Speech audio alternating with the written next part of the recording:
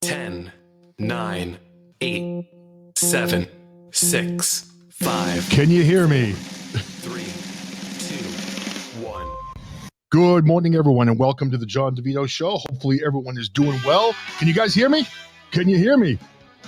Can you hear me? Hopefully. Oh my, what the hell is going on? I didn't do anything. I swear I am not this incompetent of a boomer. Maybe I need a new wire. I don't know what the hell's going on.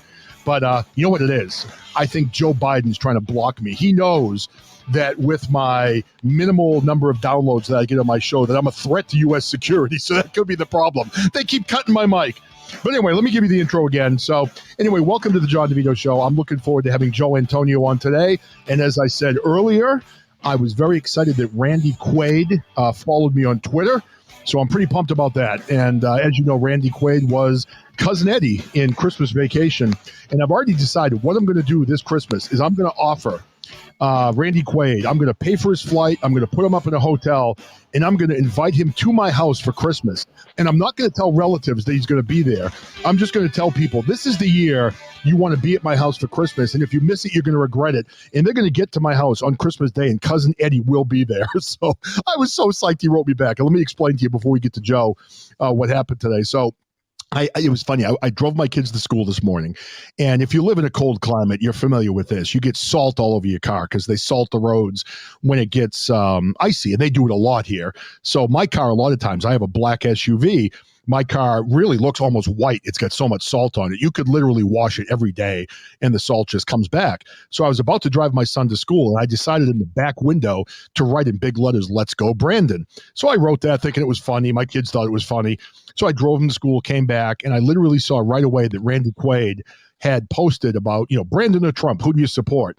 So I had the picture on my phone. I took the phone, and in the first 3 seconds, I was like the first person to post on Randy Quaid's Twitter post. And all of a sudden, he immediately followed me back. So obviously, he liked my post, and he only follows like 1,400 people back, and they all have little check marks. So I guess I feel pretty good to be there. So he is really funny. I loved him back in Christmas Vacation, the whole Vacation series. And obviously he's kind of like a right-wing Republican. And, as you know, I kind of go that way. But listen, Joe, if you're in the room, I have sound, which is a good thing. And I see that Joe's in the room. So Joe, why don't you call in? We'll get this interview going. And unless my sound cuts out again, we should be okay. But I swear to God, I am not a boomer. I was born in 1968. I sell technology products in my regular everyday life. And I'm pretty good with technology. I can't figure out why I keep losing sound. I think it could be my internet connection. I figured out that one of my USB wasn't working, so I plugged into the other one. And then all of a sudden, just randomly, my sound cuts out. So, I guess I was born in 1968. 65 is the cutoff for boomers. So I guess I am kind of close. Maybe I'm not as good at technology as I think I am. So anyway, I'm not going to touch anything. I'm going to move back and just stay away from anything to do that could cut me off the air yet again. So if it does happen, I apologize. So, hey, listen, we've got Joe Antonio in right now, and I'm pretty pumped to have him in. He's got a good show. I've been in a couple of times. I haven't been in as much as I would like to, but we're really honored and humbled to have him on today. Mr. A, technology. Do you mean fax machines and typewriters? All right, before I get to Joe, when I was in college, yes, I used a typewriter, okay? That's how old I am. And the worst thing about using a typewriter is this. For you younger people in here, you have no idea the anxiety that a typewriter brought to your life. When you used a typewriter, most college professors required you to not make any errors on your paper. And you couldn't use whiteout, the little white paint that you would use to cross off errors. So you would get down to the last line of a page, and you would literally go like one finger at a time, trying not to make an error. And if you made an error, it was literally like, take the paper out, crumple it up, throw it across the room, slam the table, and then realize you have to start that entire page over again. It was horrible. The best invention of my life was when they came out with word processors before computers, because then you could just backspace and correct your mistake.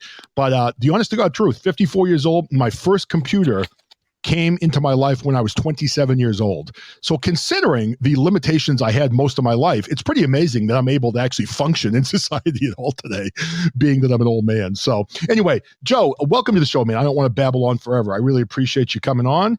And if you could, Joe, just kind of tell us a little bit when you get on. I think you're muted. Just unmute and tell us a little bit about yourself and a little bit about your show. I'd like to learn more about you. Joe, you there? I think you're muted, bud. Let's see. Can I unmute him? Yeah, Joe, if you're still there, buddy, you're muted. Joe's a good man. He is a good man. I was in his show the other day. I listened to it. And there he is. Okay, he's unmuted now. So, Joe, welcome. How are you? What's going on? Not too much. Now, Joe, where are you from? Tell me a little bit about yourself. Well, I was just downstairs actually scolding my dogs because he's fucking barking his fucking brains out. So I got two dogs. Like, I hear him in the background. I'm like, Jesus Christ. I hear you, brother. I get two dogs. They friggin' bark at everybody. They bark louder at people they know. They are so damn annoying. I love them, but they're an absolute pain in the ass. So I feel your pain with that. He's not even barking at it. He's barking at like an inanimate object outside. I'm like, what the fuck? What type of dogs do you have? 2 pit bulls. Oh, nice. See, I like pit bulls. Pit bulls are good dogs. I've got right now a golden retriever and then a mutt we got from the pound. And, they're good dogs, but the golden retriever, I love her.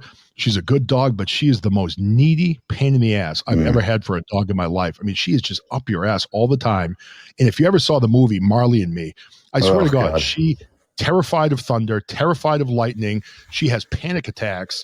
And with the exception of like biting through the drywall on the house, she pretty much does everything else that dog did in that movie.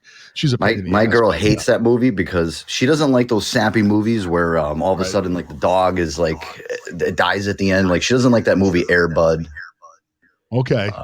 All those movies where the dog dies, she's like, I can't watch it. I'm just gonna fucking cry my eyes out the whole time. I'm like, oh, suck it up, come on. Now, where are you from? Are you from Northeast? Where are you from? I'm from Connecticut, so I'm born and raised in Connecticut. Unfortunately, not too far from me. Then I'm in Massachusetts, the People's Republic of, and I go to Connecticut quite a bit for work. You don't need to tell me exactly where, but approximately where are you in Connecticut? So if you're from Massachusetts, I literally am a 15-minute drive. So I'm in Litchfield County. I'm in New Hartford, so pretty close to like the Mass border. Yeah, I'm not too far. I'm right near Worcester, and I'll tell you where I'm from. I've said it before. I'm in a little small town called Rutland, which is 2 towns away from Worcester. So I'm pretty close to Connecticut also. My sons have some baseball tournaments down in Connecticut that we go to. So, we're probably not more than 30 or 40 minutes away from each other. That's kind of cool. Yeah. I mean, it's, listen, where I live, it's nice and secluded. There's nobody around. That's the nice thing about it. Right. Well, that's one thing. I like living in places where there's nobody around. I'm the same way. See, I grew up in New Hampshire. I love Maine. And where I live in central Massachusetts, it's very secluded. Like people don't think of Massachusetts as being, a secluded area. But if you get anywhere west of Worcester in Massachusetts, I mean, it's like being in New Hampshire or Maine. And I know that a lot of parts of Connecticut are like that as well. See, that's where I'm at. Like when you go down to the southern portion, you have New Haven, Waterbury, fucking Bridgeport, which are all shitholes. I grew up in the Waterbury area, so this is like I'm in like farmland up here. It's nice. The median age of the people that walk around here is probably like 65 years old. I think I'm the youngest person that lives in my town. So See, I'm still mentally scarred by Bridgeport. And this is a funny story for all you guys out there. You haven't heard this before. Bridgeport just made this pop into my mind. I covered the Northeast for my job, my real job. And I went down to Bridgeport, I don't know, probably 2 years ago. And I stayed, if you've been to Bridgeport, you probably know where this is. There's a really nice Holiday Inn in downtown Bridgeport. Oh, yeah. And it's one of the nicer hotels in Bridgeport. So I had a meeting for work there. So I figured, you know what? I don't want to get up at 4 o'clock in the morning. I'm going to drive down, stay in the hotel, get a good night's sleep, and be prepared for my meeting the next day. So I get out and I'm like, all right, great room, good hotel. I'm happy. So I get to bed, being the old man that I am. And then it starts at probably 11 o'clock at night. The young teenage couple that decided to check into the room next door to me, all of a sudden I hear it and they're going and they're going and they're going. And then they stop. I'm like, all right, fine, fucking, I can finally go to sleep. 12:30. Here they go again. Here they go again. They're going, they're going, they're going. Fuck, they're done again. 1:30 in the morning, 3:30 in the morning, 4:30 in the morning. Jesus Christ, all friggin' night. So literally, I walk out my door in the morning like fucking exhausted because I got no sleep because they literally went at it all night long. And they come out of their door at the same time, and they were like a young teenage couple, and they both kind of looked at me, and I looked back at them, and I felt like looking, saying, Jesus Christ. Number one, I'm impressed that you were able to go all night long because I'm fucking old and I can't do that. But number two, I didn't get a minute's sleep because you two. Keep it the fuck down, So they turned Bridgeport into Pound Town.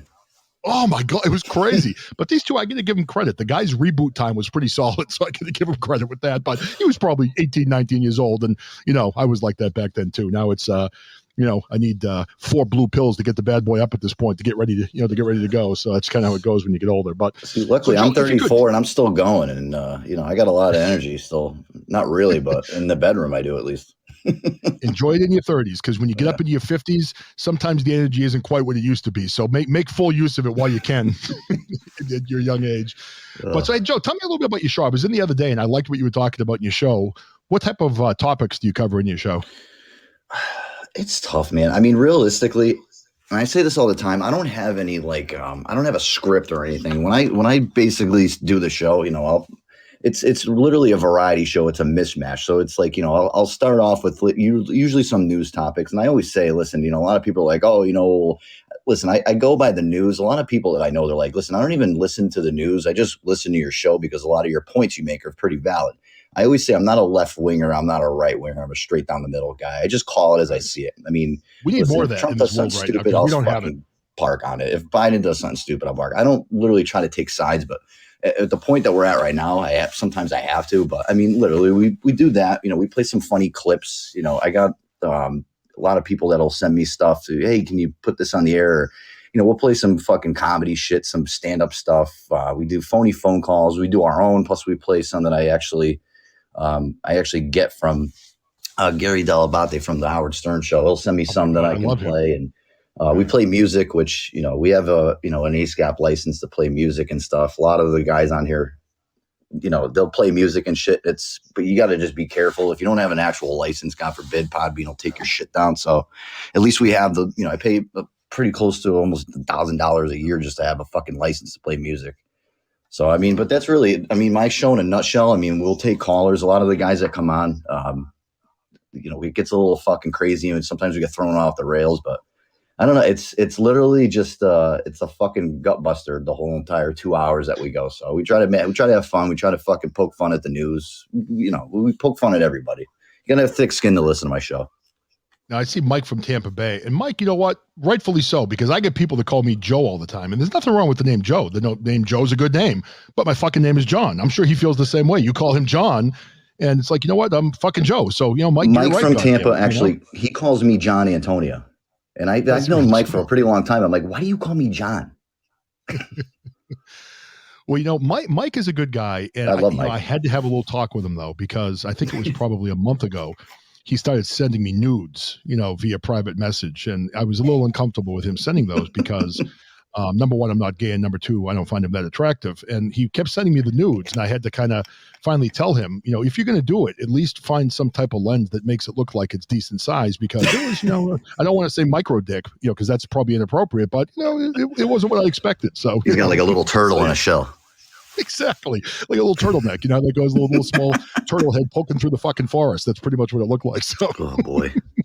So now, do you have a background in radio? Like, what was your training? Did you go to college for it, or are you just starting a podcast? Is something you always wanted to do? Like, why did you start a podcast? My background is weird because I actually started doing radio like in 1999. So originally, like I was in 1999. I don't remember. I was probably 12 or 13 years old. That's a young guy, right? You were young back then. They had a service that was called Shoutcast with Winamp. So what I would do is back then I had a 56K modem. And I started broadcasting on Shoutcast in 1999. And then, I would just play music over this. I would be lucky if I had 4 listeners that could actually hear it because I was broadcasting at like 16 kilobytes per second, which was like listening to a phone call. Right. That's how bad it was. But I did it for a long time. And then in 2007, I got really serious. I went back to Shoutcast. I started doing just basically a rap, hip hop, old school show, basically a 24-hour station. I'd come on Tuesdays and Saturdays and actually do live mixing on there. It got really big on there. And realistically, I started this show because the pandemic hit. I got furloughed from work. I needed something to do so I wouldn't drive Jess nuts. So I started the show, and it kind of blew up from there. I was on another network before I switched over to Podbean, and it just all fucking went from there. So I started the show in March of 2020 and just kind of fucking took it and ran with it. Nice. Yeah, pretty similar to what my story is. And, if you've been in my show a couple of times, but I mean, my story is going way back. I was a broadcasting major back in college, and I was living with my parents when I graduated college, and my father and I were going to fucking kill each other if I lived there any longer. So I ended up getting into something else, and that was going to be a temporary move. Well, here we are 30 years later, and that temporary move became a career. But when the pandemic hit, it was kind of funny, being the old bastard that I am. I didn't even know you could do this. I knew you could record podcasts, but I didn't know you could go live until I was watching Roswell, the series, with my daughter. Right. And one of the guys in there had his laptop in like a diner, and he was like doing a podcast. I'm like, what the hell is he doing? She's like, Dad, he's doing a podcast. I'm like, you could do those live. I had no idea. So I literally, I think the next day, logged on to Podbean, signed up for my account. Eric Kirk was one of the first people that came in, and I've got to go back and listen to my first show. I'm sure it was fucking horrible, but I don't even want to listen to mine. It's been fun. I've really enjoyed this. I've met a lot of cool people. I looked at my stats this morning. I think I'm approaching like 70,000 downloads. I mean, granted, no, I'm never going to be a Joe Rogan, but I mean, it's fun. I enjoy it, and I'm getting my opinions out there a little bit, and it's all good. Now, Caps, I got to say before I go back to Joe, I saw what Mike said a little while ago. The one thing, there's more than one thing, but one of the things I like to bring from the UK over to America is for all of us to use the word wanker. I think wanker is the best fucking word on the face of the planet. Oh my God, that guy's a wanker. I fucking love that word. I don't know why we don't use it here in America, but maybe that'll be my new campaign. I'm going to start a campaign for all of us to use the word wanker in the United States, because every time I hear that, I fucking laugh, and I love it. So anyway, thank you, Caps, for bringing that in, and Mike, and that may be my new calling sign. Oh, wait. Okay, here we go. Brainstorm. Bear with me. I have ADD, so I'm all over the place. That's what I'm going to do from now on. People have names for their listeners. My listeners from this point on are going to be the wankers. So anyone that comes to my show, if you want to be part of Wanker Nation, you come into the Jon DiVito Show, and you are now my official wankers. So that's what I'm going to do, and that's going to be how I get this out there. That's awesome. So, oh, man, I don't know. But, yeah, I didn't take my Ritalin this morning, so obviously I've got some shit going on in my life. But hey, if you don't mind, tell me what you're comfortable with. You were talking about, girlfriend, wife. Do you have a family, kids, or anything like that? Or are you just, dating someone? Like, what's your, personal life? Whatever you want to share. No kids. I've been dating Jess. She's my fucking everything for 2 years. She's the one that really told me to kind of get back into this and start doing it and kind of get serious with it. And she's my biggest supporter. She listens back to every show. She's my biggest critic at the same time. She'll tell me, hey, you should have did this, or this show was great. Or, she's always on my ass about shit. And, so that's what's good. But I don't have any kids. I got 2 dogs. They're fucking enough. Max is, I call him my executive producer on my show. He's got a little bed up here in the studio, and he just sleeps on the bed. And, he's always up here. Every time I'm like, hey, let's go to the studio. Let's do a show. And he'll just run right upstairs. He goes right in his bed, and he'll just sit there and stare at me the whole time. So, no, it's nice because I don't have kids. So it's nice because, me and Jess can fucking get up and leave whenever we want. If we want to go take a vacation or do what we want, go out to dinner. I'm not all about the kids. I talk about it a lot on my show. I mean, listen, don't get me wrong. If my brother wants to have kids, I'll be the fun uncle that babysits, but I'm not about the kid life. I'm all set with that. Yeah, it's a lot to it. I mean, I've got 4, and mine, it was cool. When they were little, they were fucking cute. They loved me. They were little bundles of fun, except for changing their shitty diapers, kind of like being Joe Biden's aide. You got to change his shitty diapers. I was changing them all the time as a parent. But now I've got 4 fucking teenagers. And let me tell you, they all fucking hate me. I literally heard the other day that I'm like literally the worst father on the face of the earth. So it's like, how how much money I've spent on each of you little motherfuckers? You know how many places I've driven all of you and all of the effort I put into your life, and you now tell me I'm a lousy father? Basically I guess I can say this because I'm a Gen Xer, but it's like, fuck you. You're an entitled little brat. You live in this nice house, you get all this thing going for you, and you're going to tell me I'm a bad father. So I know that they're teenagers and they're kind of going through crazy stuff, but it is what it is. Kids are a lot of fucking work. I mean, I'm glad I did it. But I'm not going to lie, I'm kind of looking forward to shuffleboard in Florida at some point when they're off living their lives. And then also what I can do is I can come to their house, and when I go to the bathroom, I can piss all over the floor and not clean it. I can come in and just throw shit everywhere and say, hey, you pick it up. It's your fucking house, and just kind of. Well, and the one thing I talk to Jess about, I tell her all the time, I'm like, listen, if we don't have kids, and she doesn't want kids either, which is great. It's a fucking perfect match. So it's like, I'd rather, and listen, when you have kids, obviously, you got to support them. It's a lot of money to fucking, you're spending fucking thousands and thousands of dollars, almost close to millions by the time your fucking kids hit 20 years old. I'm like, listen, we're not going to have kids. We're going to just go on nice vacations. We're going to take the dogs with us and just be done with it. You know what I mean? She's like, that's fine. That's the life that I want to live. I don't have to worry about somebody fucking getting a babysitter and doing this and doing that. I'm like, listen, well, if someone checks your money, we can go wherever we want. We can do whatever we want, pick up and leave when we want. That's the fucking life I want to live. Hey, and everyone, some people want kids, some people don't. Who gives a fuck? Everyone should do what they want to do in their lives. I mean, just because we have kids, I don't think other people need to have kids. And honestly, I look at the people that don't. I'm like, okay, look, I'm paying $3,000 for AAU baseball, and you're fucking going to Hawaii. It's like, motherfucker, Yeah. Well, I saw, you know what it is? I saw on Instagram your son was actually he was hitting some balls into like the little batting cage down in the basement. Man, that kid's got a nice little swing on him.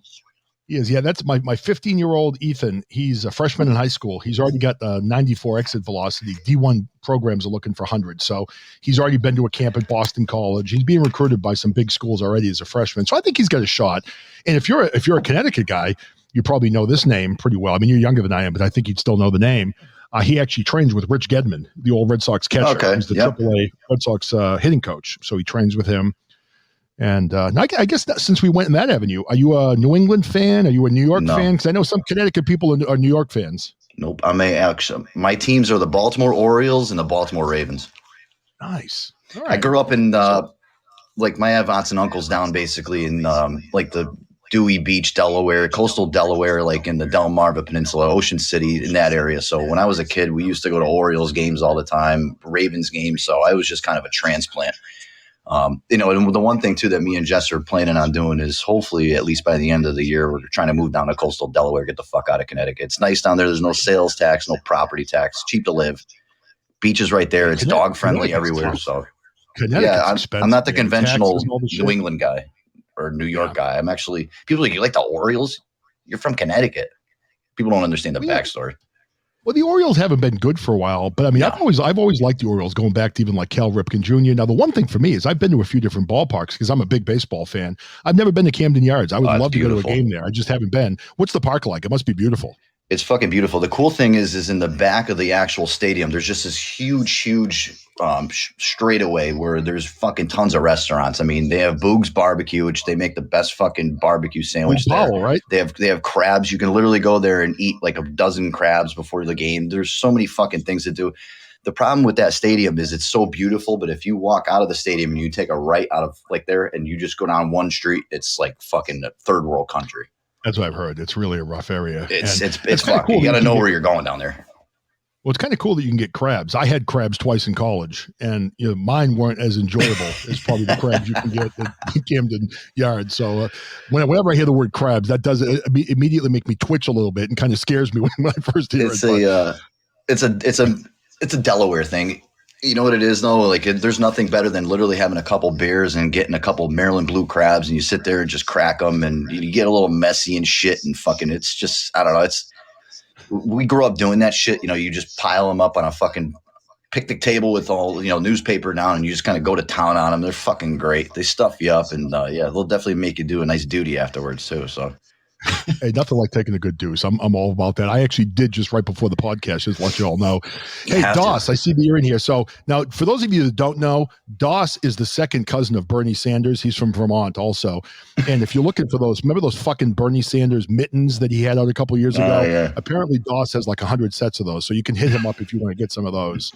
And see, now Mike from Tampa Bay, he's writing to me Cuddles. See, he's sending me nude pictures. Now he's asking me if I want to cuddle. Mike, I'm kind of worried about you, brother. I'm not sure what's going on. I say to him all the time. Mike calls Tuddles Cuddles. Oh, okay. I thought he was asking me if I wanted to cuddle. Because they rhyme. I would probably, but Oh, and Tuddles calls Mr. A Sister A. Sister A. Wow, man. I'll tell you, he's kind of going after people. Of course, I see Mr. T's in here. I like Mr. T. Now, Mr. A, I could, he's kind of a douche. I like him, but I don't know. I like Mr. A. Mr. A is my boy. Who is? Mr. A, I love that dude. He's a good man. No, he's a good man. He comes in a lot, always gives me shit, so I like to give it back to him. So, Tuddles, how many kids do you have? Don't you have like 7 kids or something? You have like some crazy number of kids, if I remember right. 7. Could you? I mean, I've got 4, and I'm ready to kill myself. I can't imagine. Tron has 6. Cap 7. has 4. Fuck. I sent the picture. He actually. Lady Me has 9. What's fucking Cuddles. He sent me a picture yesterday. I was like, hey, you want to come on the show? And I was doing a show, and he sent me a picture. He texted it to me. It was his 4 kids sitting at the table color, and he's like, yeah, I'm doing daddy duty right now. It sounds like fun. Oh, yeah. I'd rather stab myself in the eye with an ice pick. At this point in my life. Oh, just kidding. It sounds like a good time. So, it's funny. I was thinking about the kids. Now, this is a good little funny story. I segue into these, so bear with me, Joe. I'm sorry. Go ahead, man. But I had my 4 kids, and then my wife was like, let's have a 5th. And I got married at 33. We had the first kid at 35. I met my wife at 30. So I've now got a 19-year-old, a 16-year-old, a 15-year-old, and a 12-year-old. And like I said, they all fucking hate me.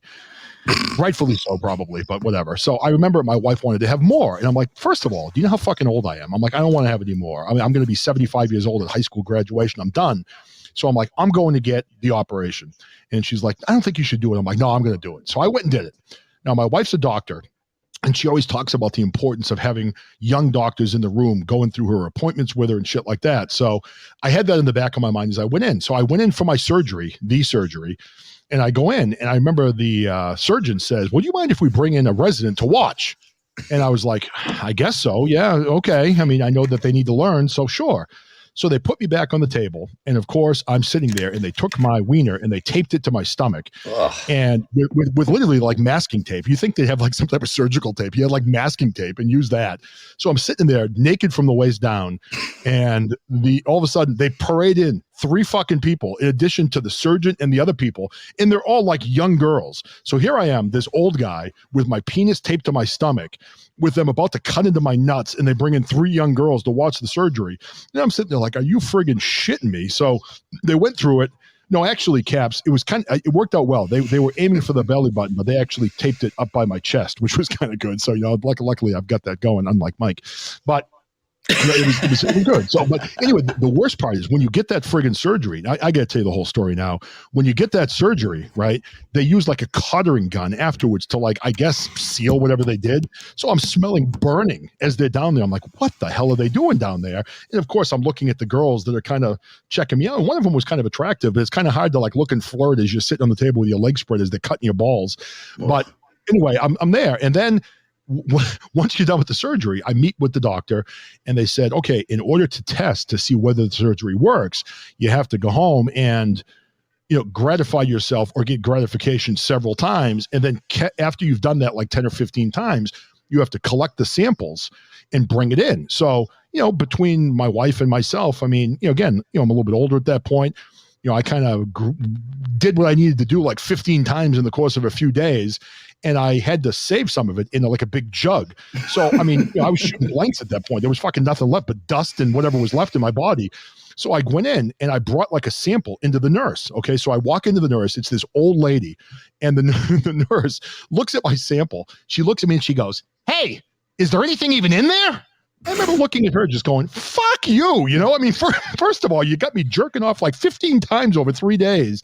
And now you're expecting you to shoot ropes. How much semen I have in my friggin' jar. So I don't know.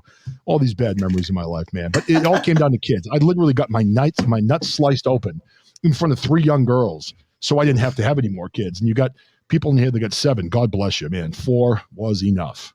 Ugh, I couldn't even imagine having 1. Oh, people always say, what's the biggest adjustment? Going from 1 to 2, going from 2 to 3, 3 to 4. In my opinion, the biggest adjustment is going from 0 to 1, because you have your complete freedom. And then when you have your first child, that's all gone. It's over. You think you're going to be that cool parent. Oh, I'm going to take him here. I'm going to take him there. No, you're not. No, you're not. It's not going to work. You go into a restaurant, they scream, and you have to leave, Yeah. So I don't know. But so now you seem like you're a sports fan. Baltimore Ravens, Ray Lewis, one of the best players of all time. I loved watching him play. And I'm sure you're familiar with the Patriots. So do you think the Patriots have a chance against the Bills this weekend? I personally think they're going to get waxed. I don't. And listen, everyone's like, oh, I'd love to see a Tampa Bay and Patriots Super Bowl. And yeah, whatever. I mean, it would be cool to see fucking Brady against Belichick and shit, but I don't want to see that, to be honest with you. I am pissed off that the Ravens, literally their last fucking 5-6 games, have lost at least by 2 or 3 points in each game. Lamar Jackson's been out. So it's been a fucking nightmare year for the Ravens, to be honest with you. I'm done watching football now that the Ravens haven't even made the playoffs, which is fucked up. But I think the Bills have a fucking way better chance. Listen, the Bills are a fucking great team, especially if Josh Allen, starts passing like he was in the beginning of the season. I don't see a chance for the Patriots. I think they're still a young team. They're a good team. I think fucking Mac Jones will eventually kind of fit into that spot and be their quarterback. But I don't think this year is going to be the year. And, but I don't know. I think Green Bay is really probably the last 4 weeks, they didn't even show up. I mean, You know, I think they peaked earlier in the season. I mean, they showed up against Carolina, but Carolina's terrible. And the Patriots, I mean, again, they haven't even come to play. I mean, they're going to go into Buffalo and get waxed. And But they I'm lost to happy. the It was a Dolphins. successful season. I do like Mac Jones, but I mean, for the people that are going to expect him to be the next Tom Brady, I don't think that's going to happen. But I think he's going to be a decent NFL quarterback. I mean, they lost to the Dolphins this past week. It's funny, too, because now you're looking at all these fucking coaches that got fired. The Bears coach is gone. I think they fired the Dolphins coach, too, Brian Flores. The Giants coach got fucking fired last night. You get fired, too? I didn't see that. Yeah, Judge, he got fired. And then Gettleman retired. So. If you could, I want to just kind of switch gears a little bit. I don't know how much you talk about this stuff, but you were saying you're kind of in the middle. I mean, obviously, I'm a little bit more right. But as I've explained to people in here, I'm a registered independent. Back in the day, I voted left. I was a Democrat. My family were Democrats. I voted for Bill Clinton. Over the last few years, I've really gone right. It kind of drives my wife crazy. You know, my wife voted for Biden. She's regretting that now. She's a doctor. She believes in masks. She believes in the vaccination. My whole family is vaccinated, but I don't believe in mandates. So she's like, I'm trying to tell my patients all these things, and I've got you, this friggin' idiot who's doing a podcast that's kind of ripping into everything I talk about. So she comes home and yells at me all the time about some of the things I talk about on the show. But in your unbiased opinion, if you're down the middle, and I think we need more of this in this country, because I think we really need to unite as one in this country before we can ever move forward. What is your view on what's happening in the country right now, being a person that's not really either Democrat or Republican? I mean, what are you seeing and how do you view it? And if we disagree, that's okay. I'm just kind of curious how you view everything. Yeah, I'll be upfront and honest with you. I do not like the direction our country is going in, and I'll just be dead up and honest. And to be honest with you, yes, I say that I'm straight down the middle, but I also lean a little bit more right. And the only reason I do is because, listen, I'm all about fucking the vaccine. I'm fully vaccinated. I got the booster. You know, I understand if people don't want to do it, that's their fucking choice. If you don't want to get it, I don't think anybody should be mandated to get it. I don't think people should lose their jobs over it. Right. That's the one thing. I mean, listen, wear a mask, whatever. If you want to wear a mask, if you don't, listen, there's times where I'll go into certain places. I don't fucking wear a mask. If I'm going into like a Walmart or a Target, and I know there's a lot of people around, yes, I'll wear a fucking mask. You know, just to wear it. I have to wear a mask at work all day anyway. So it's like, we've been doing this now for 2 years. It's fucking, I'm used to it at this point. But no, I don't like the direction our country's going. I think Joe Biden is fucking weighing over his head. He doesn't know what the fuck he's doing. He's just a puppet. He's got a lot of people behind him telling him what to say. He doesn't answer any of the media's fucking questions. I mean, you have Kamala Harris, who's supposed to be going down to the border and controlling that. She hasn't done nothing.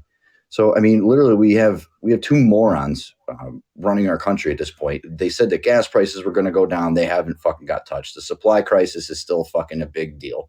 So, I mean, listen, politicians can fucking say what they want and do. You know, the whole fucking January 6th and the election, listen, whatever. I don't even care about that anymore. The election is the election. It's over with. Everybody's going to move on from it. Did we put the right person in office? Absolutely fucking not. Absolutely not. That's how I look at it. Do you think, I mean, I know I have my feelings. Do you think that the election was stolen, or do you think that's bullshit? I think it's bullshit. It's over with.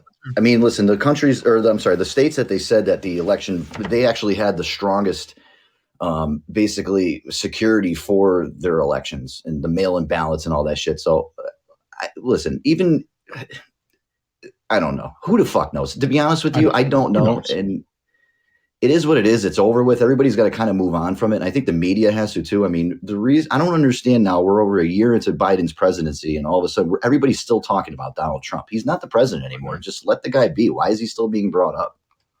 They have an infatuation with the guy. Well, I mean, it's kind of crazy. I agree with you. And I think that, probably they're trying to be proactive because they know he's going to try to come back, and they wanted to impeach him and get him out, because if he was impeached and out of office, then he couldn't have run for president again. Right. But I mean, there are so many things that I understand. I mean, as I've talked about here, I mean, you're close to Boston, so you get this.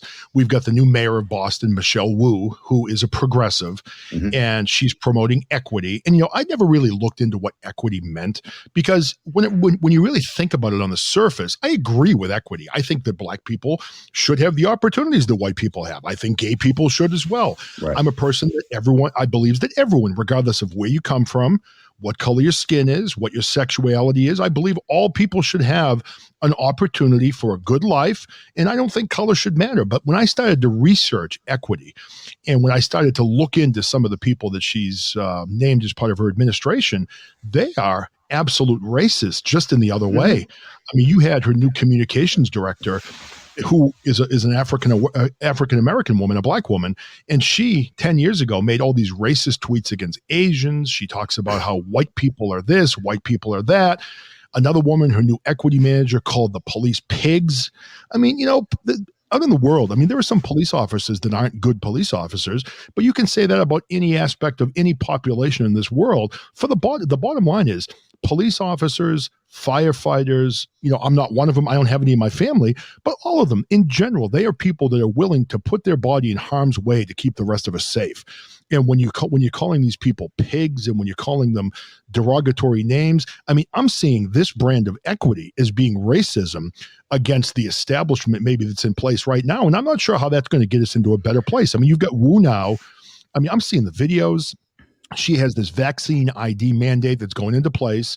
And like you said, I'm fully vaccinated. 2 Moderna shots, a Moderna booster.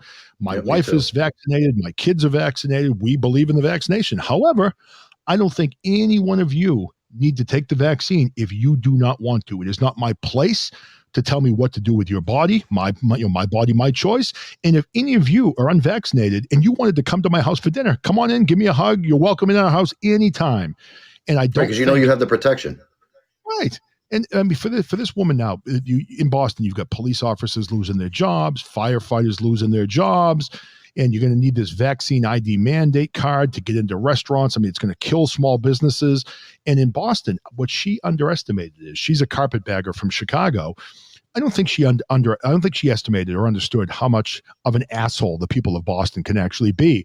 There are people outside of her house at 4:00 in the morning with bullhorns screaming about her being a fascist and a communist.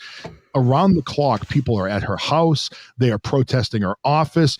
This upcoming Saturday, there's a march in Boston where they're expecting 15,000 people to attend the march against the vaccine IDs. I mean, she is getting buried in the city. And unfortunately, I think in order for some of this fascism to stop, we need to have the people stand up. But the bottom line is, and I don't know if you feel this way, I mean, in my opinion, man, at some point, we have to get back to basics and unite as a country, because until we do that, I mean, we're going to continue to go down this rabbit hole of hate and misery. And I mean, I don't want to live like this. I don't think all of you want to live like this.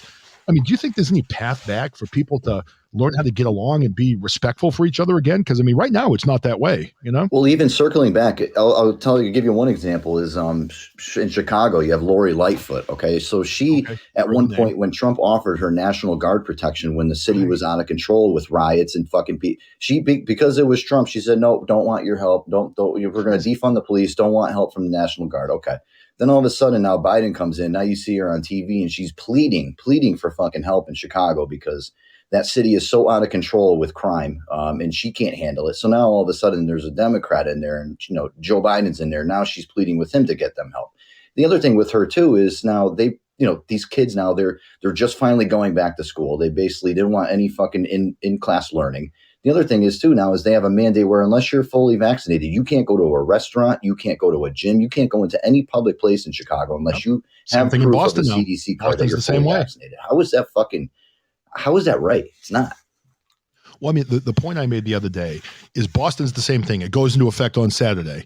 And in Boston, now, if you were AOC and you wanted to leave New York and you wanted to come to Boston and go to a restaurant, if you had the sniffles, I mean, she has COVID. Yeah.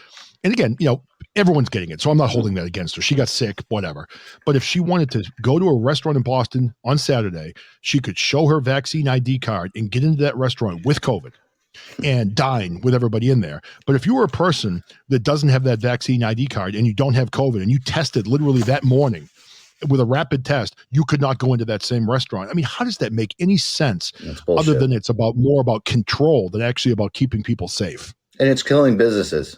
Like you just said, it's literally people are closing up because how are they supposed to operate when they don't have customers? You have overhead. You have to pay people. You have to fucking pay vendors to get food. I mean, this is why the reason all these, I went to my parents' house not even a couple of weeks ago and I drove around. I haven't been around that area in a really long time. And like every single fucking restaurant and fucking deli and shit I used to go to, they're all fucking closed.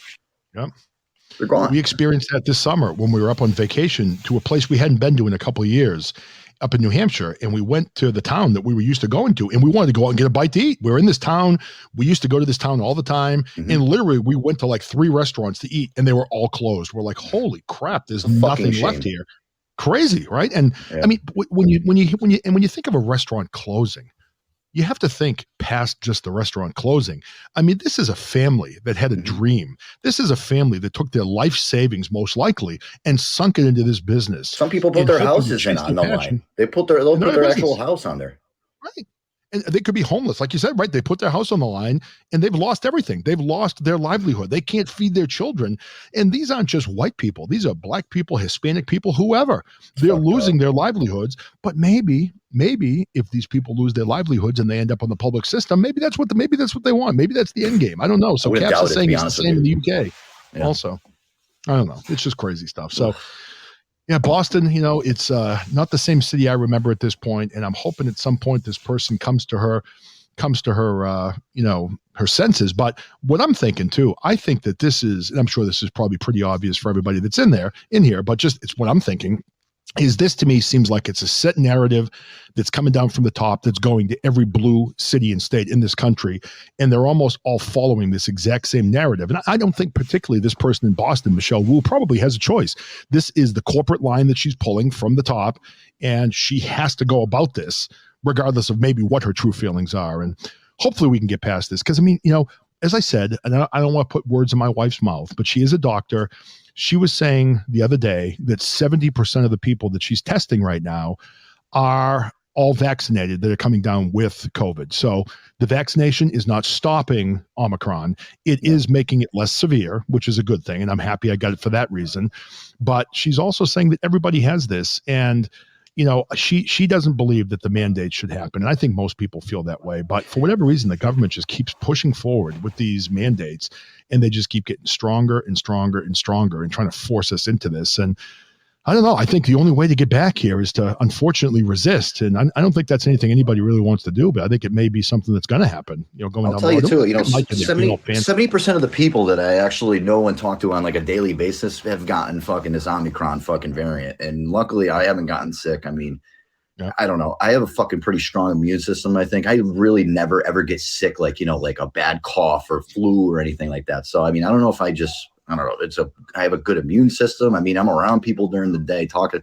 I haven't gotten sick. I fucking feel great. So, but again, the bottom line is when you get to it, and just getting back to even New York City now, they had the New Year's Eve parties, and then all of a sudden, like a lot of people ended up getting sick. And, I understand, listen, we all need to get on with our lives and kind of just move on from this whole thing. I mean, listen, I'm not afraid to, like you said before, I'm not afraid to have people over my house that aren't vaccinated. I think it's just stupid. If you don't want to get it, I don't care. You have the protection. I'm fine. I don't care. People are going to get sick. The thing I was talking about this on my show the other day is we're just very lucky that the fucking first actual COVID-19 that hit back in 2020, it wasn't as transmissible as this is, because we'd have millions of fucking people, more fucking people dead with how transmissible this one is. Imagine if the first variant was that transmissible. We'd all be fucked. True. No, it's true. I mean, and that's the thing. My wife is telling me that it's pretty mild. Most of the people that are getting it, we've got several neighbors that have had it. They've all said it was like they've had the flu that was worse. My sister has it right now, and she said she was sick for a couple of days, feels great today. So I see Caps is saying he had it also. I've been lucky so far where I haven't had it, but like you said.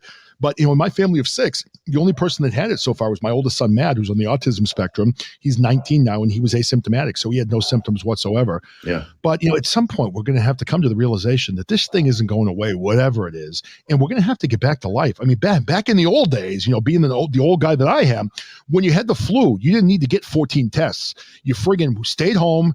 You were sick for a couple of days. You went back to work, and it was over. I mean, I think we need to at some point get back to that life where we're all living our lives. I mean, for a lot of you people in here that are younger, you look at it a certain way. I mean, I'm 54 years old. Do I want to spend the next 10 years of my life living like this? I mean, I don't know if I have 3 years, 10 years, 15 years, 20 years, but I know that I don't want to waste another day living like a prisoner. And that's kind of how I'm feeling right now. Like I'm imprisoned. I can't travel for work. I can't go to certain places. I feel like I have to go wear a mask everywhere, even though I don't. And, it drives my wife and my kids crazy. I embarrass them all the time, but I'm just like, nope, I'm not wearing a mask. Sorry. The unfortunate thing is now is everything is going to basically start, these are all going to just completely transform, and we're going to have this listen, I'll just tell you right now, and I hate to be the bearer of bad news, but this is far from over. I mean, no doubt. These fucking viruses are not going to fucking mutate. We're going to have different fucking strains of this shit. So, and even me and Jess said it. We're like, you know what? It's like, it sucks that literally the last 2 years of our life, we're just like constantly ducking and dodging this thing, having to wear masks everywhere. Can't go to certain places. Can't do this. Can't do that.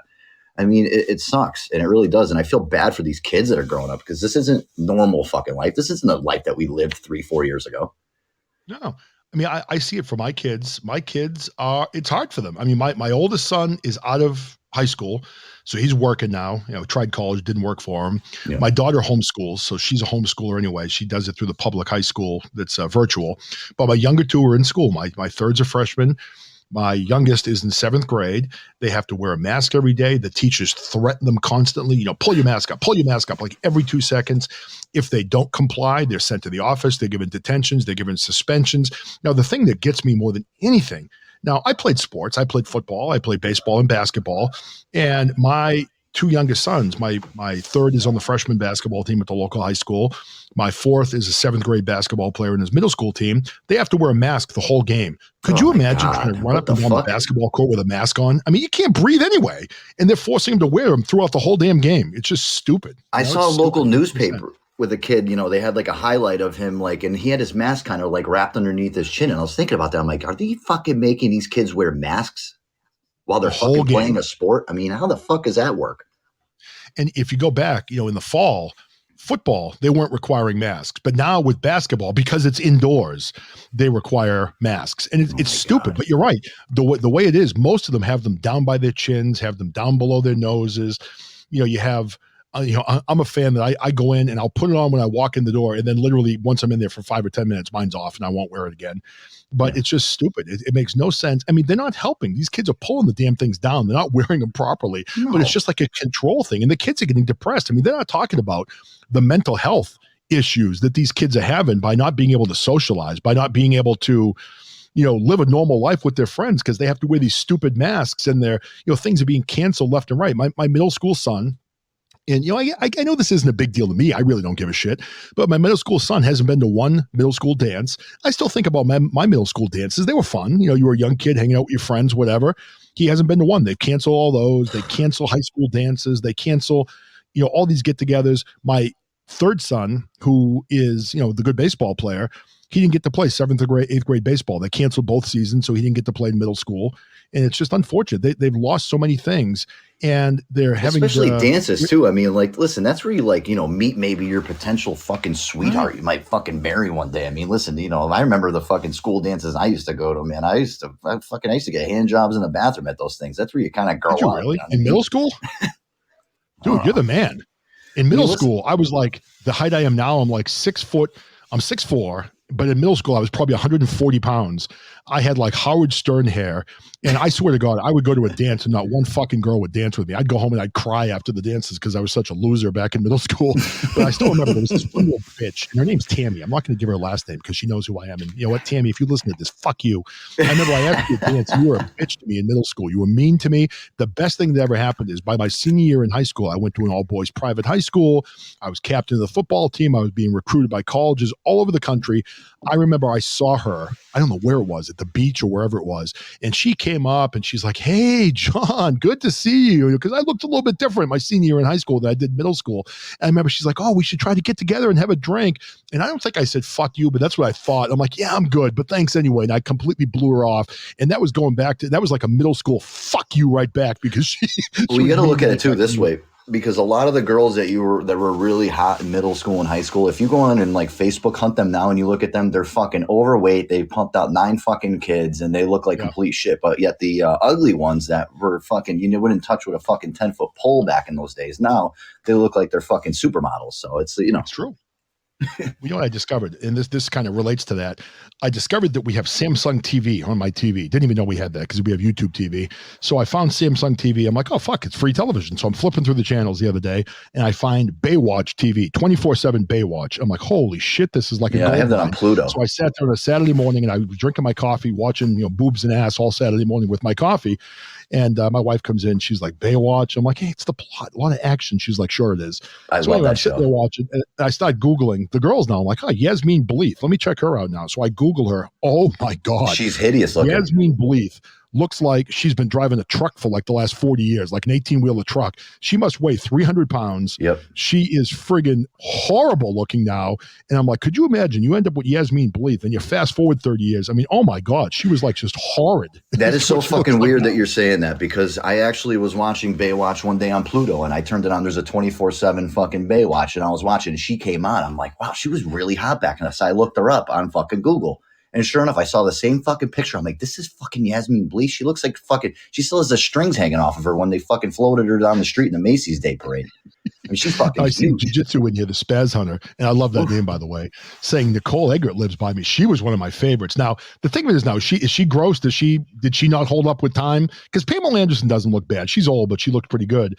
But now Nicole Eggert, I mean, I think honestly, though, if I still had the opportunity, I would probably have to, maybe throw one that way if I got the chance. But you know what I would probably do? I would ask Nicole, I would bring a poster of her back when she was on Baywatch. And, as we were about to get busy, I would ask her to maybe hold up the poster over her actual self. Tape it to the wall. And, I could at least go, all right, this is Nicole Eggert. That's what she used to look like. I could justify it maybe that way. I don't know.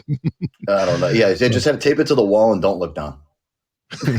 Hey, I saw, I don't know if, what's his name is, Doss, my Vermont little hippie, is in the show right now, but he was talking about Michelle Wu. Apparently he Googled her picture. If you're a man, or a woman, whatever, but men probably more appropriate, Google Michelle Wu from Boston. She's pretty hot. She's attractive, but I can't think of the right term. I guess if I met her and I was single back in the day, I guess the right term would probably be hate bang. I'm looking at her picture. She's got like that really big top gum. Yeah. With her teeth when she does. smiles. I don't like that. Doss, fuck you, you fat fuck. Now listen, I lost 60 pounds, all right, Doss? And I know that you're sitting up there right now with your Bernie Sanders mittens on, masturbating out in the cold there in Vermont, but, take it easy on me. Yeah, I love her, brother. She's okay. I'm not into Asians. I don't know. No, see, I think she's she wears skirts a lot. Skirts and nylons, I kind of like that. So I think she's attractive for that. But I don't know if I think I'd probably have to tape her mouth shut. I wouldn't be able to handle anything that came out of her mouth. Can you imagine fucking putting it in Kamala Harris? Oh my God. Oh, Jesus. She's going for the hills. Well, where's that sound? I've got the sound. Hold on. Let me see if I can find this. So where the hell is it? Do I still have it on my soundboard? I've got like 8,000 things on my soundboard. And of course, like half of them aren't labeled. So I have to like guess where they are. Let's see here. Where's Kamala? Oh, wait, I found it. Now that's Kamala when she sees Mike from Tampa Bay naked. She sees that penis for the first time. It's like, Jesus, that's small. Yeah, good old Kamala. So Mike from Tampa Bay. I love the Asian person. I do. I find a lot of Asian women very attractive. A lot of women very attractive. And it was funny. I made a comment on Twitter the other day. I don't know if any of you guys saw Rand Paul completely destroy Dr. Fauci. Oh, I loved it. Oh my God. What was funny? I did a little tweet. I said, I'm not gay, but I think for a moment I'm sexually attracted to Rand Paul after he completely just destroyed Fauci. Fauci was like trembling by the time he was done with him. Well, the fucked up part is, he was, Fauci brought up the fucking picture of his website saying, fire Fauci. And then I guess he went on this whole rant saying like how he's got people fucking threatening his kid's life, his life. I mean, I did feel kind of bad at that point. That sucks. And then they talked about how some guy was coming over from the West Coast, got pulled over. And the cop was like, "What are you, where are you going to Washington for?" An AR-15 in his car. I saw that. Dr. Fauci, and the guy had an AR-15 in his backseat. No, I get that. I agree with you 100% on that. I mean, again, that's fucked up. I'm someone that I don't support Fauci. I don't support the left. I hate Michelle Wu, except for the fact I would hate bang her. But aside from that, I mean, we can't be going out and threatening violence on people, and you can't be driving across the country looking to shoot Dr. Fauci. But he was trying to blame that on Rand Paul, and I don't know if you can blame it on that. But the one thing I did like that Rand Paul said was, Rand Paul again was dumping on Trump, like you talked about earlier. And finally, Rand Paul comes out. Fauci was dumping on Trump. So Rand Paul comes out and says, well, you keep saying Trump, but Biden's been the president for how long now? And more people have died under Biden than died under Trump. And you've been the residing boss of this whole thing the entire time. And we've now had 900,000 people die on your watch. I mean, do you have any responsibility in that? It's just like I said before, why Trump is still a conversation in this country is he's not the president. Leave him alone for fucking crazy. He's down in Mar-a-Lago fucking having Melania suck his cock. I mean, listen, who knows? If he runs again, I really don't think he's going to run in 2024. What I do think is going to happen, I think Ron DeSantis from Florida is going to run, and I think Trump is going to back him and give him his full fucking backing on it. See, I wouldn't mind that. While I did like Trump, a lot of the things he said, and don't get me wrong, people, there were things that Trump said that pissed me off. Oh, yeah. When he made fun of the special needs reporter, I have a son that has autism. If you don't think I sat back in my house and went, what a fucking asshole, at that point I did. And I wasn't happy about it. But I do still think that we have freedom in this country and we have the freedom of speech. But I think you're right. I think by the time 2024 comes around, I think Trump's going to be too old. Biden's too old. I think Trump's going to be too old. And I do think DeSantis would be a good option. I'd vote for him in 2 seconds. I love DeSantis. I think he's a good guy. He's got fucking Yale and Harvard background. He was in the Navy. Yep. And he fucking speaks his mind. I love when he does his interviews and shit. Listen, he's to the fucking point. He's well spoken. Listen, they fucking came out of a big rut when they first got COVID. I mean, he turned that fucking place around. He was one of the first people to open the state up. I mean, obviously now with this Omicron, it's a different story, but I mean, he's got a lot of control over Florida. People love him down there.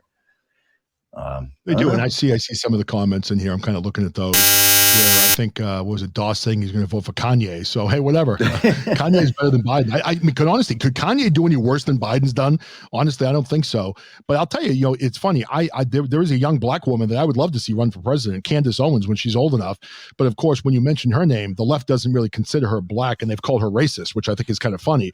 It's like, I'm not sure how she is a racist against black people when she is black herself. You didn't realize everybody's a racist now. Right. Well, that's the whole equity fight. I mean, that's because again, you get when it called comes down to racist it, I if you do. tell And they the go to my truth. fucking dogs. There they go, idiots. But anyway, when you look at equity, that's what equity is. The equity is making the white people out to be the racists everywhere, and it's about taking us down and pushing forward their progressive agenda. And again, I have no problem with equality. It's crazy that we don't have equality. And again, but I don't think that fighting all of the racism towards blacks that has happened over the years is going to be solved by being racist against white people. I don't know how racism is going to solve racism. It's a fucking two-way street. Equality makes sense, but it can't be done with racism. It just can't be either way. Racism it's a two-way street. Everybody's, listen, blacks hate whites, whites hate black, blah, blah, blah, blah, blah. Listen, it's never going to fucking end. It's been around since the 1800s. It's never going to end. But you know what it is? It's just all the fucking media just continues and these politicians continue to push it down your fucking throat.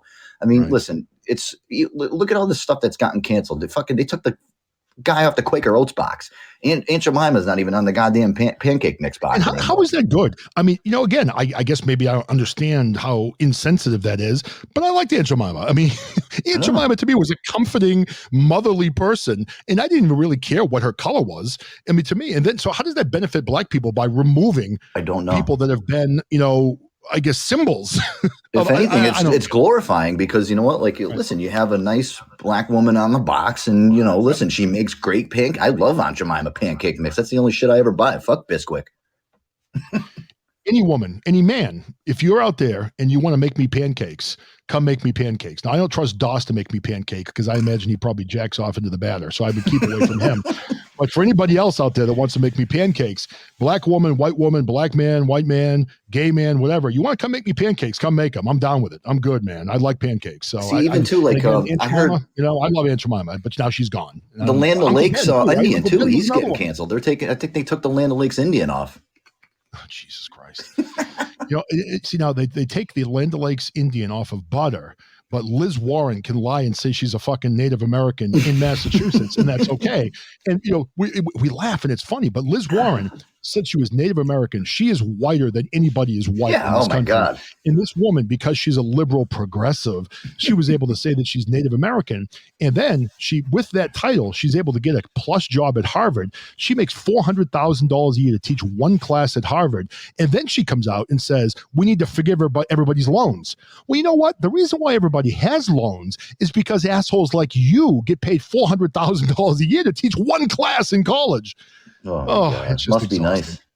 I know, right? So, hey, listen, we're already up on the hour. This was honestly, I think this was probably my favorite interview so far. I really enjoyed this. Thank you. And I mean, I'm sure everybody in here already knows who you are. You have a good following already. But if there are any new people in here that haven't listened to Jon Antonia, fucking Mike, Joe Antonio, let us know. Tell everybody again a little bit more about your show, what time they can find it. Can they download it if they missed the live? Give them a little bit more info about where and when they can find you. Yeah, so we try to do 5 days a week. I mean, there's some days. I mean, typically now with my work schedule, I usually will go live Mondays, Thursday, Fridays at around like 7:30, 8 o'clock in between that Eastern time. On Tuesdays and Wednesdays, which are my days to kind of, do my thing, usually we'll go on about 1 p.m. Eastern time. So it's kind of weird. I got to start scheduling stuff ahead of time. This way, at least people know, because I really never schedule anything. And now that I've been doing it, it's a little easier for people to find me. But if you guys miss any of the episodes, you can always listen to them back on demand. Spotify, iHeartRadio, Apple, Google, Amazon, your sister's ass, everywhere. Anywhere you can find a podcast, just look up the Joe Antonio Show. It's funny. I actually listened to your show for the first time out of Doss's sister's ass, and it was a good show. I enjoyed it. So that was a good tip. So don't forget that. Yeah, your sister's ass wherever. But yeah. Doss's sister, pretty attractive. So go up to Vermont and make sure you wear your Bernie mittens. We have fun too. So I mean, I'll tell you one thing right now. If you come into my show, just make sure you have a little bit of thick skin, because the tagline says nobody is safe. I mean, listen, we have fun on there. We fucking pick fun at everybody and shit. So if you're a crybaby and you don't like getting your fucking feelings hurt, I would suggest just to tune out. But we have a lot of fun. We don't take ourselves too seriously. And we get into everything. So it's just realistically whatever's on my mind. Again, this isn't a scripted show. I literally just kind of go off the cuff, and it ends up working out good. I don't know. You guys are making me laugh. I see Mr. T. Does she have the gloves? That made me laugh. And then right after that, old crazy lady. Don't be pussies. See, that's the thing. So for my wankers in here, that's our tagline for the show. Don't be pussies. All right, come in. I'm Gen X. We back in the 80s, we weren't all fucking snowflakes. We weren't all special. When we lost the game, our parents told us we sucked. All right, you didn't get a second place trophy. If any of you guys watched, before we go, the new Cobra Kai series, I love Johnny Lawrence is my fucking spirit animal. He is the perfect representation of what everybody from Generation X is. Yep. And it's just hysterical. My favorite character. That fucking show was awesome. Oh, I love it. Did you watch it? I just binge watched the whole thing. I was going to watch one or two, and then I literally, because my girl doesn't like it. I'm like, babe, Cobra Kai's on. She's like, I don't like that shit. She went to bed. I literally sat up until 2 a.m. and watched the whole thing. Yeah, we watched the whole thing. Same thing. We were planning to space it out. We were done in like 2 days. Gone. Yep. I couldn't do it after. I was just so hooked in. I had to keep going. I'm like, fuck this. We were making jokes about your sister, and you just came back in, Doss. You shouldn't have left the show. You never know what you're going to miss when you leave and come back again. So, Eric, hey, listen, Joe, it was an absolute pleasure to have you on. Thanks for having me on. I really enjoyed this. Yeah, this was awesome. So I really enjoyed it. I'm going to try to get into your show more often. And I have the same problem you do. Back during the middle of COVID, when I was literally not leaving the house for work, I was able to schedule every day, and that helps. Right now, I just can't. I have meetings that pop up all the time. It happened to me yesterday. Something popped up. But you can only do the best you could do. So I'm trying to be somewhat regular in my shows, but I do find, I think when you schedule, it does help people at least know when you're going to be on a little bit. Yeah, it's tough. I mean, especially when I was home, obviously when I got furloughed and COVID was, I mean, listen, it was literally 12 o'clock, 5 days a week, every week. But now, shit changes, and, I'm trying to make sure that I'm still putting the content out, even though I got a busier schedule. But I mean, I'll tell you, ever since getting back to work and been in the swing of things, the show has actually just not missed a beat. So. All right. Yeah, I see Doss saying I should interview Spaz Hunter. Just email Eric or me. Let me know. I'll have you on. I'd love to do more of these interviews. And I've got a few more coming up, but I'd love to have you. Anybody that wants to come on, except for Doss, I don't want to have him on. He's Well, I think like to get to know your podcaster interviews. A couple of them are still a work in progress. And Shell's mentioned something about to a Patriot Mama being available to come on one day. And I know next week we've got Jeff from the Trade More podcast over on YouTube, and then next Thursday we'll have Spanky and Scooter and I've already let Jimmy know that you would love to have him on too as well, John. Nice. No, I'm all for it. This is fun for me. I enjoy interviewing people. Quite frankly, I get tired of talking about the same shit over and over again. Yeah, I don't blame and that's you. one of the reasons why I wasn't having as many podcasts, because I was bored. But this actually makes it kind of exciting for me. And, you know, I've had Eric. Eric was all over me about this for a while. And I think Eric knew what I needed more than I did. So he kept on me about doing these. That's now good. I'm happy I'm doing them again. So Eric's a good man, you know? Yeah, well, at least we're generating some traffic to Joe's show as well as yeah, that's much appreciated. Felix Thank you for having me on for that. Michael Key. Well, and you know what it is? John we're all Gale struggling. I mean, there's so many friggin' podcasts out there. And if we can all help each other out a little bit, you know, I mean, who knows? If you end up going big, Podbean's I would like be a happy as hell community. for you. If it happens to anybody, you know, it's all good. So if we can all help each other out, I think it's a good thing, you know? Yeah, because, you know, if somebody gets big, you know, you look back at all the people that supported you, you give them a little fucking plug here and there, and then, you know, everybody fucking gets a fucking piece of the pie. That's how it should be. Ooh, Doss, do you actually want to come on? I'll have you on, Doss. Okay, but if you do it, you have to wear your Bernie Sanders mittens if you come on the air with me, all right? You're going to be one of my wankers. So let me see it real quick now. You guys, give me a thumbs up if you like the name of Wankers for my listeners. So if you guys like that, we're going to make it official if we get some thumbs up right now. All right, nothing yet. So I see Doss. All right, there we go. We get some thumbs up. All right, Mr. T's my first wanker, so that's good to see. So wankers, yeah. All right, you guys are my wankers. Thanks to Caps coming in. So, Joe, again, thank you very much for having you on. I'm going to pop on your show again and listen very soon. Eric, why don't you run off some of the other shows that are coming up? And just so you know, I had to cancel yesterday, but I am going to do my show on mass formation psychosis, maybe even later today, maybe tomorrow, but I am going to work it in soon. So I will schedule that as soon as I can. So go ahead, Eric. Well, hey, you had like the soundbite of the Kamala Harris laugh, but I've got one you might like even better. It's Joe Biden. And don't start talking like a Republican. Yeah, the don't start talking like a Republican. I think she just made herself look like a Karen, if you ask me. Wouldn't you agree? That's what I think of Kamala Harris. One more time. That's my daughter, Caitlin. So, all right, go ahead. Well, anyhow, coming up on Podbean Live today, of course, Joe Antonio may be going live in about maybe like 30 minutes, give or take. So be on lookout for him to do a show today. And also coming up on Podbean Live this Wednesday, around 3 p.m. Eastern Time, you got the Frankie D Show, which I'm sure Mr. A and Tuttles and Tron Cattle show up for that. Solid Blue Sister, she goes live at 4 p.m. Eastern Time, which I'm sure Shannon Lynn will be there. And then the John Gale program, he goes live at 5 p.m. Eastern Time. The Slacker 82 Alpha podcast is live at 7 p.m. Eastern Time. We thank Maverick for showing up at this show today. Then also in prime time, the comedy shows Low Standards and Pours at 8 p.m. Eastern Time. Spanky and Scooter have got the Beans of Weenie show at 8:30 p.m. Eastern Time. Then also be on lookout for the Ralph Williams podcast here on Podbean and on WESN. Tomorrow morning, the Old Man's podcast with Dean, Joe, and Eric. You've also got the Freedom Fighter podcast, the Dude Sean. Weekends, you've got the Nick and Tiff show and the Turfy show. And you've also got other great shows like Chuck and Billy's Not Your Cup of Tea and Lingalonga, Planet ADHD with Brian and Rebecca, the It's Doomsday podcast on Sunday evenings with Gettr and Gosh, you just literally made me laugh out loud. That one got me. And then coming up, you'll also have impromptu shows from Crazy Train and Coltrane, and hopefully Pink Squirrel comes back with some new shows very soon, along with Laura and Lou's communication station. And be on lookout for Asha to do the Man Cave Sound podcast, and of course Mike Tampa Bay and Corey, aka Jesse, doing his impromptu music and conversation shows. Vinny with the Podfather show, Felix with The Swap Doesn't Lie, Sarge with The Gray Area. The Only Crazy Lady every Tuesday will do her Tuesday tarot card readings, and then be on lookout for Shannon Lynn to do her blues music shows. And then you've also got Michael with the Real Conservative Talk, and you've also got No Filter Radio, and then hopefully Slightly Serious show will be on soon with an impromptu episode. Hopefully James, is starting to feel better. And then on our video platforms, you got the Trademore podcast with Jeff Moore on YouTube, along with Roxanne's Odyssey of Ascension, Cracks with the Exotics Radio podcast. And then over on Rumble and Twitch, you can find the Real Patriot's Voice, where you'll also find, the 2A Patriot Mama and Shells and a couple other friends. And of course, a special shout out to Tall Tales in the Rabbit Hole and Trice Talk, Lyrical Laxatives, Just Another Day in Paradise, The Holy Shift, Mysteries of the Paranormal, and The Raw Report, which have been on an indefinite hiatus. Hopefully those podcast friends are doing very good for themselves, but we hope to see them back very soon. And we definitely look forward to the next Jon DiVito show on the topic of mass formation psychosis and new Get to Know Your Podcast interviews. And a new event that podcast friends are hard at work on, PodCon. We're hoping to have a podcast, convention event in Vegas sometime next spring. So, but I know a couple of us friends might be joining a Zoom call later on today. And some friends might have gotten an email about it. They're interested in participating in that. So you guys aren't inviting me to Vegas. No one told me about Vegas, but I'm just kidding. No, I think I'm gonna send you an email for when I'll be there. I'll come out to Vegas. That'd be fun. Absolutely.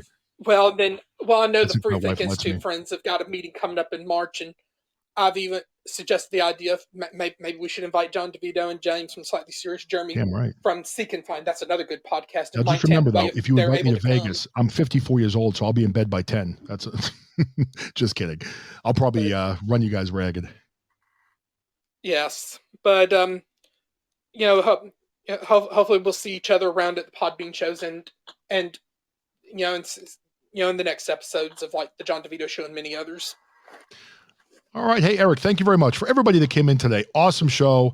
My wankers, love all of you. Thanks for coming in. I really appreciate it. I'll be back again soon. So I got to go pick up my son now someplace and then get back to work. So everyone have a great day, and I will be back soon. So everyone take care. And again, thanks for joining the Jon DiVito Show. All right. Take care now. Thanks, Eric. See you next time.